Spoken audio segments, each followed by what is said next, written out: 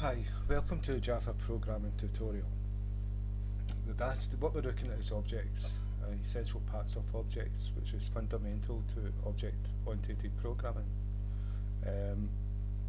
The last tutorial we looked at reference and value, passing by reference, passing by value.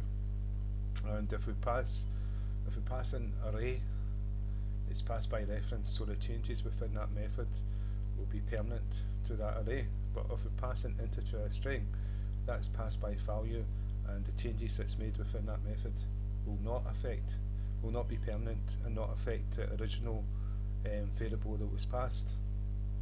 And so what we're going to look at today is I've created another method. Created those methods to show the integer getting passed into array getting passed and the difference that it had, to demonstrate the difference between reference and value.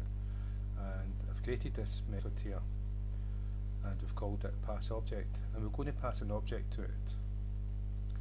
And the way we're going to do it is the way you would normally pass anything. If I was passing it int number, we'd call it number, and we can call it what we want. So int num, that's a data type, and that's what we're going to call it. Passing an object, we're going to pass the third object. Now, we don't have an instance of the third object on this class, but we can still say data type. The data type is third class, this object third class. That's it, even though we've not created an instance. And then we can give it a name, TC, and you can see it's quite happy with this. Now we've still not created an instance, and what we're going to do is we're going to call this method, and this method is going to take as an argument an object, an instance of this class, and so it's called pass object and brackets, and inside here all we do is the new keyword again. This is the same as what happened up here. Instead of giving the data type a name equals new answer class brackets semicolon, we're using the new keyword on its own, and we're saying third class brackets.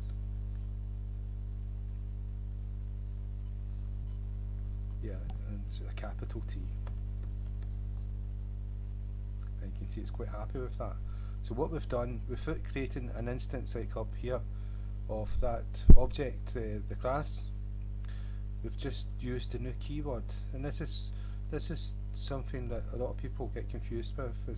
There's many different ways of doing things, and they say, oh, how can you create an object without going the data type name equals new? And well, you can if you don't need to know if you don't have to give it a name to access it, then you can use the new keyword on its own, because you're passing an instance of that object into this method, and then you're going to access it by the name that you've declared here.